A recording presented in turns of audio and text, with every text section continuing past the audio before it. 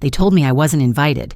But I walked into that press conference anyway, just as my sister stood on stage, announcing the sale of the company we built together. I calmly plugged in my flash drive, projected the proof of insider trading across 3 screens, and watched as 2 SEC agents stepped forward and asked to speak with her. "Hi, I'm Jenna, and yeah, I'm the sister who got fired from her own startup, then erased like I'd never existed. But I wasn't about to stay silent. Before we jump into the story, if you don't mind, let me know where you're from by leaving a comment below. That way I can send a special hello your way. Now go ahead, grab yourself a warm cup of water and find a comfy spot. It's time to begin the story." I always thought if I ever left Nova Vita Labs, it would be with a glass of champagne in one hand and a folder of signed acquisition papers in the other. Not like this. Not on a Tuesday morning. And certainly not because my sister said I was no longer aligned with the vision. The sun was already high when I walked past the cafe on Guadalupe and 6th, the one where Vanessa and I used to meet every Monday morning, back when Nova Vita was just an idea and 2 laptops. I grabbed my usual egg sandwich, black coffee, out of habit more than hunger. The barista didn't even ask my name anymore. 7 years of routine will do that. The lobby smelled faintly of citrus cleaner and something metallic, probably from the building's recent HVAC overhaul. I swiped my badge at the turnstile. It chirped once, then opened, the same elevator ride to the 4th floor, the same hum of keyboards, the tap of heels on polished floors, but something felt off. Not wrong, exactly, just off. Like a house where the picture frames have been rearranged without anyone noticing. Trish Martin from HR was already standing outside the glass meeting room when I arrived. She smiled, a tight, brittle thing, and said, "Quick huddle upstairs, Jenna." No good morning. No, how was your weekend? Just quick huddle. My stomach turned slightly. We took the stairs up to the boardroom. Something about the elevator felt too enclosed. I glanced at the framed photo on the landing, the one of Vanessa and me at the company's Series A celebration. Her arm was draped around my shoulder. I remembered the weight of it, warm, light, heavy in a way I didn't understand until now. Inside the boardroom, the lights were already on. Vanessa was seated at the head of the table. 3 of our board advisors flanked her, along with 4 staffers I'd helped interview, hire, and train.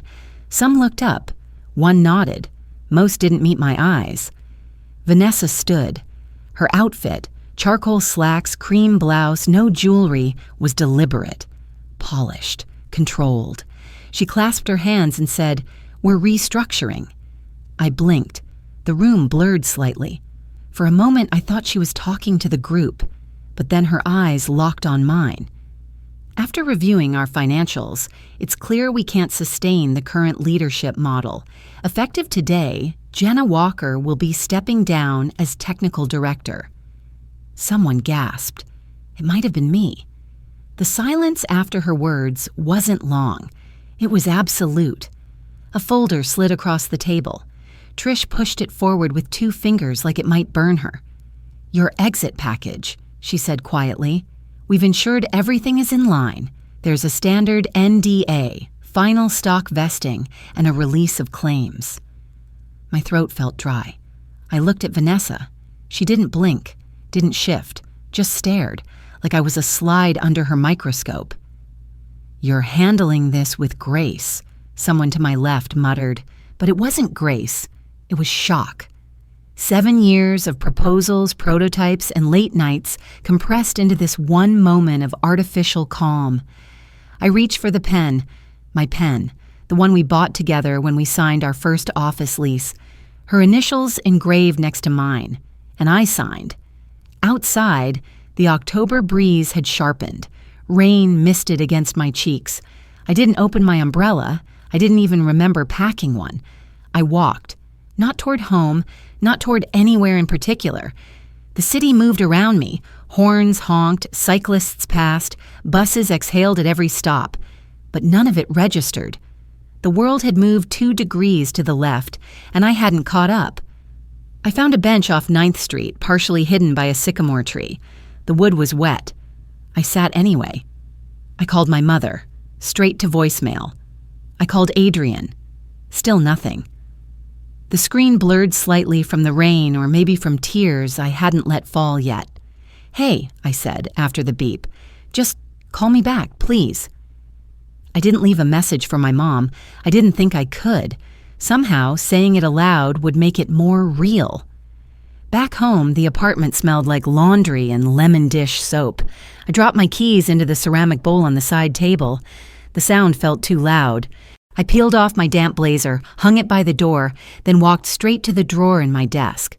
The napkin was still there, folded neatly, edges yellowing. Our very first agreement scribbled in black ink on a coffee-stained corner. Her name, my name. 50-50 no matter what. I stared at it for a long time.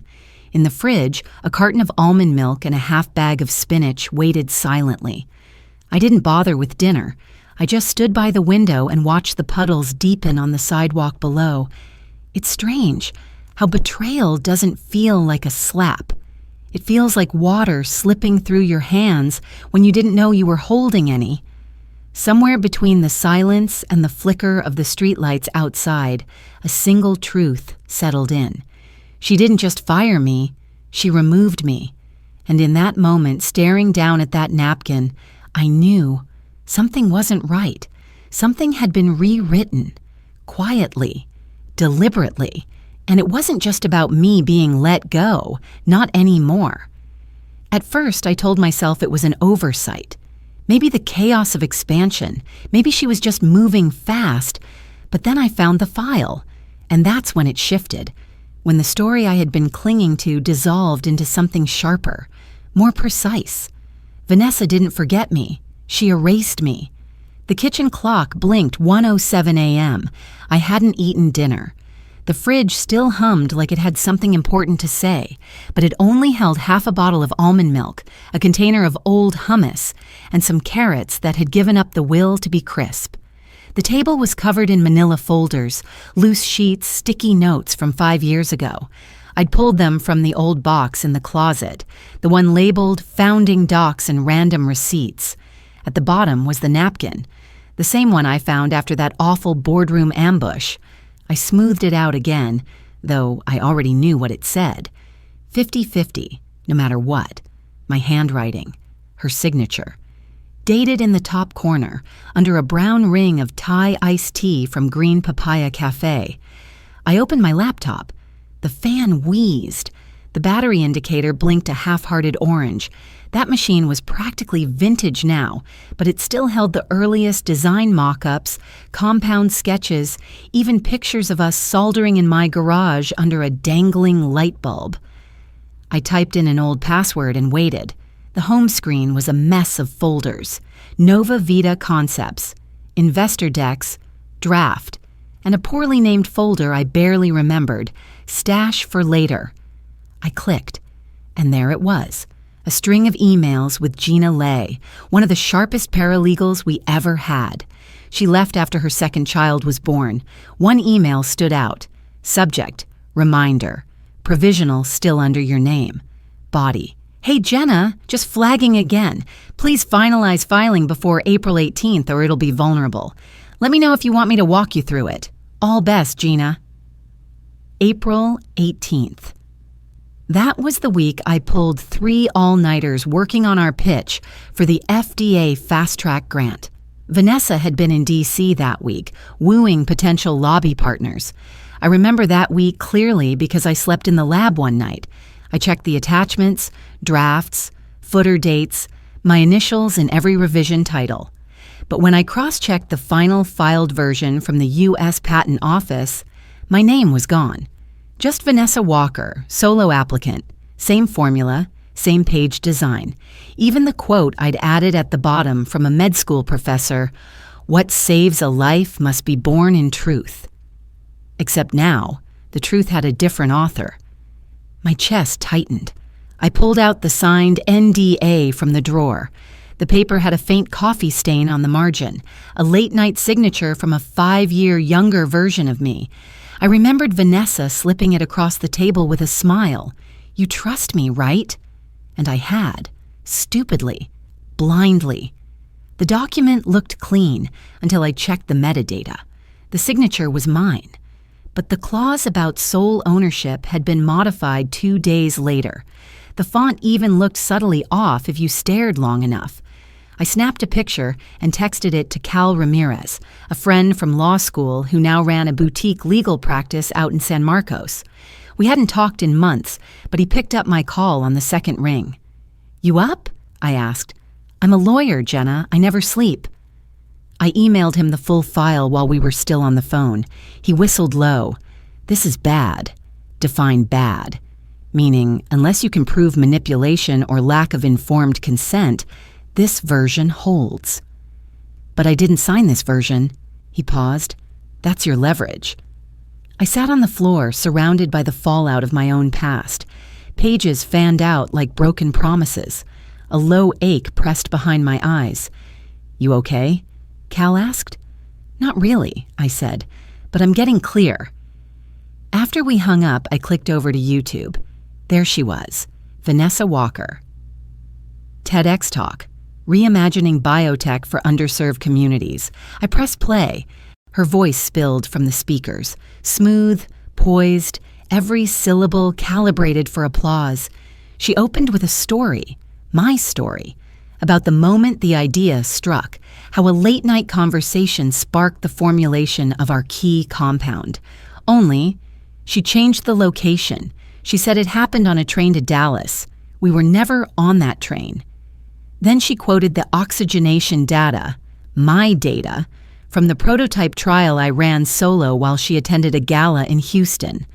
There were my words, my slide formatting, my formula, but her name. She wasn't inspired. She was rehearsed, and for the first time, I didn't feel rage. I felt grief. I closed the tab. Then I opened my email and typed one line. "You may want to double-check the version history before sending more threats. No salutation, no sign-off." I hit send. The quiet afterward was thick. I turned off the light, letting the glow of my screen paint the room. The folders still lay scattered like bones across the floor. The city outside had gone to sleep, but I was wide awake. I wasn't ready to burn everything down. Not yet. But I also wasn't going to let this stay buried. I brushed my fingers over the edge of the napkin one last time before folding it again. Then the buzzer rang. It was 2:38 a.m. I froze. My heart kicked once, hard. I walked to the intercom. No voice. Just static. Then a faint click. When I opened the door, a manila envelope was sitting on the hallway floor. No note, just the embossed seal of Nova Vita Legal in the corner. And suddenly, I knew this wasn't just a push, it was a warning. By Friday morning, I wasn't Jenna Walker, co-founder of Nova Vita Labs. I was the woman who went rogue. That was the phrase one forum used, rogue, like I was storming the biotech halls with pitchforks and conspiracy theories. The irony was bitter. I hadn't said a word publicly, but the silence didn't matter. They were rewriting me anyway. A cropped photo of me outside CVS made the rounds. I had on a baggy sweatshirt and my hair was pulled back. The caption? Unstable ex-co-founder spirals after being let go. There were screenshots too, some taken from internal team emails, most out of context. A sarcastic comment I made during an all-hands meeting about the creative math behind one funding round was framed as a sign of paranoia. Another post described me as obsessive, erratic, difficult to manage. Someone even dredged up an old tweet I'd written during grad school about imposter syndrome and tried to frame it as instability. I scrolled in silence. No one tagged me directly. They didn't have to. I opened my LinkedIn out of reflex. My inbox was flooded, not with support, but with unread messages from people I barely remembered. Each notification a pinprick. I checked the profiles of former coworkers. Riley, our project manager who once called me the heart of the build team, had removed me from her connections. Jared, who used to joke that his firstborn would be named after me, had liked a comment labeling me overcredited. I hovered over the delete account button. My thumb trembled, not from indecision but fatigue. Then I closed the app. The next day, I walked to a coffee shop 2 blocks from my apartment, a place I'd visited every week for 6 years. The barista, Nick, was steaming milk but didn't look up. I waited behind one other customer, smiled when it was my turn, and stepped forward. He turned his back. I waited. No eye contact, no, "What can I get you?" I turned around and walked out. The November wind in Austin was light but dry. I didn't feel it much. I barely felt anything. Back home, I pulled a blanket around my shoulders and curled into the corner of the couch. The walls felt too close, too quiet. I thought about calling Danielle. We hadn't spoken since she moved to Denver. Still, her number sat near the top of my contacts. I'd kept it pinned, like an anchor I hadn't realized I might need. I pulled up one of our old message threads. The last thing I sent her was a photo of our garage lab. She'd replied with a fire emoji, and "Still can't believe you two pulled this off." I stared at the screen. I typed, "Hey, do you have a minute?" Then I deleted it. Instead, I checked my email. A new message. No subject. From ardenb@applabconnect.com. I blinked. Arden Blake. He was one of our earliest interns. Nervous. Brilliant. The kind of guy who triple-checked every line of code before pushing an update. I remembered how Vanessa once joked that Arden was too soft for startup life. I disagreed, but I didn't push back. His message was short. "Hi, Jenna. I don't know if you remember me, but I remember you. They tried to pretend I didn't build the analytics dashboard, said I was just an intern, but I still have the logs. I saw what they did to you. I know what you built. Let me know if you ever need them. Arden." I stared at the screen for a full minute. Then I wrote back, "Hi, Arden. I remember you clearly. I'd like to see what you have if you're willing. Best, Jenna." His reply came within the hour. He sent over a folder of documents, code commits, build timelines, original dashboard visualizations, everything time-stamped, all credited to J. Walker Dev, my old username on our internal servers. Each line of data felt like breath coming back into my lungs. One file in particular stood out, a dashboard update Arden and I worked on late in 2019. I remembered the way the model kept breaking, the night we ordered cold pad Thai at 1 a.m. I'd written a sticky note and slapped it on the monitor. "Stubborn bugs make brilliant scientists." He'd scanned and saved it. It was in the folder, too. I didn't cry. I just sat very still, letting the recognition settle over me. Then I opened a new browser tab. I logged into the USPTO website. I began the process. Request for correction of inventorship. No headlines, no dramatic post. No, "they tried to erase me" thread. Just paperwork. Factual. Precise. Timed. I uploaded the original formula documents, code timelines, Arden's logs, my dated file revisions, and 2 internal emails from Gina and Riley from 3 years ago verifying my ownership. I submitted. The screen blinked. Confirmation sent. That was it. No applause, no reaction, just a quiet affirmation of the truth. It felt small, but I'd come to understand something. Small things, when done right, leave deep marks. Later that evening, I made tea and sat by the window, watching people drift in and out of the convenience store across the street. Then my laptop pinged. Subject line, "Nova Vita X Biolance Press Event, Thursday at 11 a.m. Warranty or SVP required." I opened the email. Vanessa's name was at the top. Beneath it, a line that read, "Join us for a major announcement on the future of biotech integration and innovation." I stared at the RSVP link for a long moment. Then I clicked. If they wanted silence, they chose the wrong woman to erase. I wasn't on the list. There was no printed badge waiting at the check-in desk, no seat reserved in the neat little row of folding chairs marked Founders. But I wasn't crashing the press conference. I was reclaiming what was mine. The hotel ballroom on 2nd and Congress had been transformed into a corporate showroom. Nova Vita banners hung from the ceiling like sermon flags. Everything was sterile, blue and white, down to the bottled water on each linen-covered table. A tall floral arrangement at the center of the press stage looked like it belonged at a wedding or a funeral. I stood near the back, near the bar they'd converted into a coat check. My old blazer itched slightly at the wrists. I hadn't worn it in years. It was the one Mom had helped me pick for my first investor pitch. There was still a faint lipstick stain inside the cuff from the day we rang the Series A bell. The lights dimmed. Vanessa took the stage. Her voice rang through the speakers, bright and polished. "Good morning, everyone. Thank you for being here. Today marks a transformative chapter for Nova Vita Labs." The press team moved like clockwork, snapping photos as she gestured to a slide titled Integration Innovation. Impact BioLance Therapeutics logo sat underneath ours. The merger was official, or close enough to sell it. Vanessa walked the room through their aligned values, their shared commitment to underserved markets. She smiled, nodded, pivoted between slides. This was her element, charm wrapped in data. I waited until she said the word legacy. Then I moved. I walked down the center aisle with the calm of someone who'd already lost everything and had nothing left to prove but the truth. The clicks of camera shutters slowed, confused. Vanessa faltered for half a second. "This is a private event," she said into her mic, smiling like it was part of the script. I didn't respond. I stepped onto the edge of the stage and pulled the small drive from my pocket. The AV technician hesitated, then looked to someone off stage.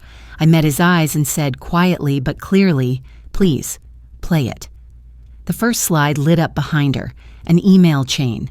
Subject, Provisional Patent Ownership, from Gina Lay to Jenna Walker. Date, April 5th, 2019. It spoke for itself. The next slide showed project timeline overlays, one version from internal Nova Vita decks, the other with metadata showing my original code commits. Arden had helped prep every detail, every timestamp. Then came the financial inconsistencies, investment dates that didn't match disclosure filings, stock transactions linked to Vanessa's name during blackout windows. A few heads in the audience turned, some phones rose. Recording began. Vanessa cleared her throat. "I'm not sure what this is, but these claims are not claims," I said. "They're records." I didn't raise my voice. I didn't have to. I clicked once more. The screen split. My original slide designs on the left, her TED Talk visuals on the right. Word for word match. My quote at the bottom, "What saves a life must be born in truth," attributed to her. Silence pulsed in the room like a dropped microphone. I turned to the audience. This isn't ambition. This is theft, and people deserve to know the difference. The words sat heavy, but I kept my hands at my sides, my breathing steady, my voice even. I didn't look at Vanessa. I didn't need to. That's when I saw them. Two men in dark suits standing by the exit doors. One of them reached into his coat and held up a badge, silver embossed. "Jenna Walker?" he asked, stepping forward. "We're with the Securities and Exchange Commission. We'd like a word with Ms. Vanessa Walker, please." A few gasps rippled through the back of the room. One of the photographers lowered her camera. Vanessa didn't move. The man stepped up onto the stage. "Ma'am?" Vanessa's jaw tightened. "Excuse me, this is a live event." He said nothing, just extended his hand, gesturing for her to step aside. Reporters surged forward. I stepped down from the stage and walked quietly to the rear of the room. I didn't stop for anyone. No mic drop. No, "I told you so." Just the faint click of my shoes on the hotel carpet and the distant whir of the media machine reorienting itself around a new headline. Outside, the clouds had thickened. A soft drizzle had started.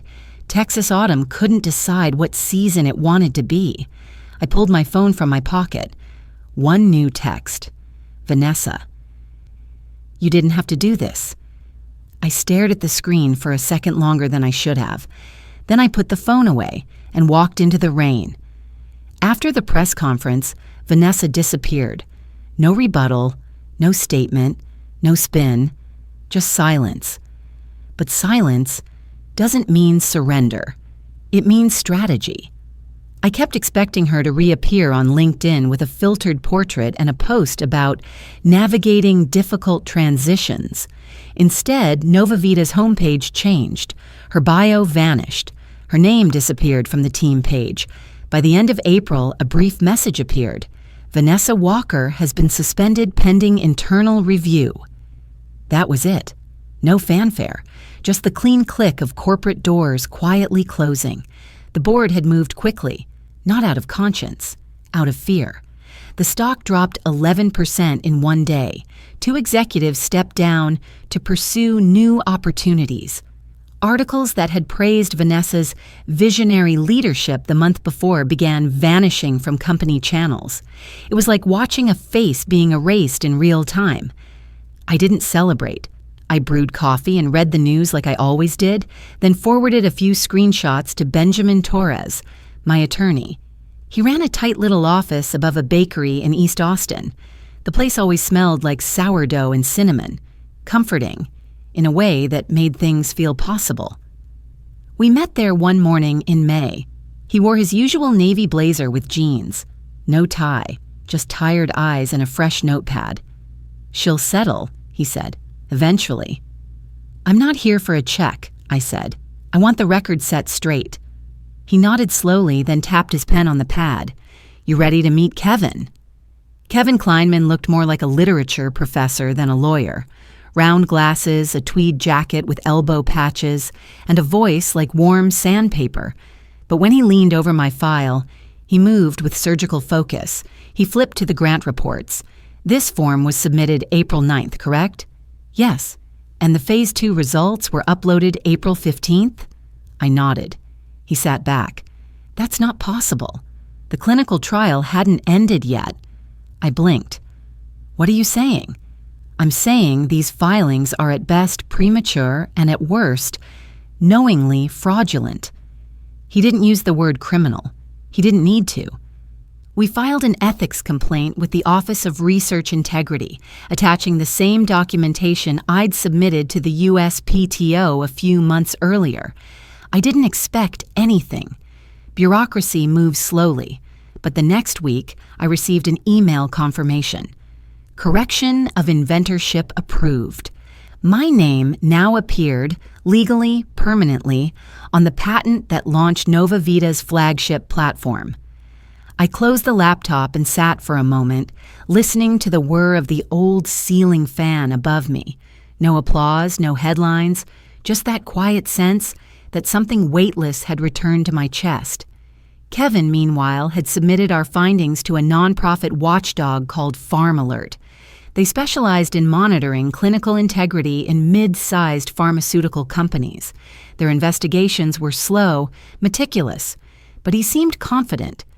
"You'd be surprised how many regulators read their reports," he told me.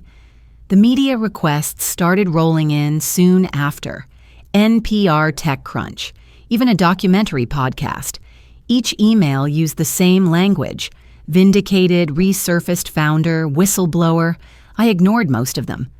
"This isn't about revenge," I told Benjamin. He smiled. "That's why you're dangerous to them." I spent my days quietly updating the spreadsheet I used to track the new startup I was thinking of forming. Nothing ambitious, no funding rounds or launch parties, just an idea I couldn't quite put down. On a humid morning in late May, my inbox dinged. Subject: Preliminary Findings, Phase Trial Data Audit. Farm Alert had published their report. 30 pages long, dense, and methodical. But one line made the rest of the document blur. Lead executive Vanessa Walker knowingly misrepresented trial progress in at least 3 documented cases with potential intent to secure funding. The story ignited like a brush fire. LinkedIn threads, Reddit forums, Slack groups, even local biotech groups in North Carolina and Illinois shared the article. The phrase, "intent to secure funding," became a meme. Investors who had once reposted Vanessa's TED Talk now deleted their likes in silence. I watched the wildfire burn from my couch, a cup of peppermint tea warming my hands. I didn't speak to reporters. I didn't draft a blog post. I just watched, not with joy, but with something simpler: peace. Then another email arrived, short, simple, from someone I hadn't heard from in years. Subject: "We always knew it was you. Want to talk?" Signed by one of our earliest angel investors. I stared at the screen, the cursor blinking under the message. For a long time, I didn't move. Sometimes dignity makes more noise in silence than spectacle ever could. I didn't take the company back. I didn't want it anymore. I built something else instead. Smaller, quieter, but mine. By the end of that long summer, the legal chatter around Nova Vita had dulled to a background hum. Vanessa's name had faded from the trending tabs. Her LinkedIn profile went private. Some speculated she'd moved to Europe. Others said she was consulting anonymously under a different LLC. I didn't check. I didn't need to know. August in Austin had lost its bite. The heat still settled thick across the sidewalks, but the mornings were crisp enough to hint at the coming shift. I kept the windows cracked in my new shared office space off Lady Bird Lake. The building was old but sunlit, and the scent of cedarwood oil from the yoga studio downstairs drifted up every afternoon. My company, TruthForge, didn't have a lobby, just a hand-painted logo near the elevator and a corkboard full of sticky notes from our interns. To-do lists, affirmations, half-joking reminders like, "Remember to hydrate, genius." That morning, I was reviewing grant applications over iced coffee while two interns debated whether their protein tracking model should be open source. I let them talk. The point wasn't to have all the answers. It was to build a space where asking felt safe. Our data analyst, Ava, knocked gently on my door. "The reporter's here." I stood, brushed a thread off my navy shirt, and walked with her down the hall. The local PBS affiliate had reached out last month about doing a 5-minute feature on biotech startups in Austin. I said no at first. Then I remembered the kids at UT, the ones who stopped me after my TEDx clip resurfaced and said, "You gave us permission to believe we could build." So I said yes. Just this once. The reporter was young, maybe late 20s, with kind eyes and a worn leather notebook. Her name was Simone. She shook my hand and asked if I wanted to film in the lab or the conference nook. "Let's keep it simple," I said. "We'll sit by the window." The crew set up a single camera, no lights, just sunlight spilling through the glass and the low hum of downtown a few blocks away.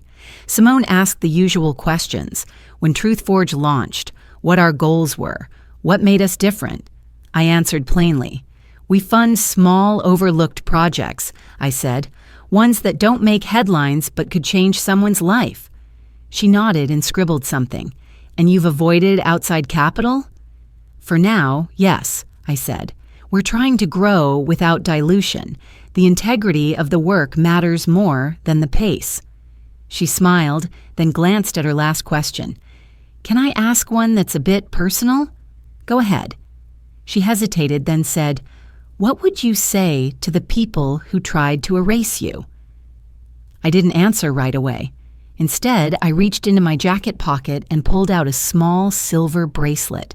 Simple, unpolished, with a tiny knot charm in the center. It caught the light just enough to shimmer. "My mom gave this to me when I left for college," I said. "She told me, hold fast no matter how hard the current pulls." I looked at the camera, then back at Simone. I'd say this: not everything small is weak. Some things just take time.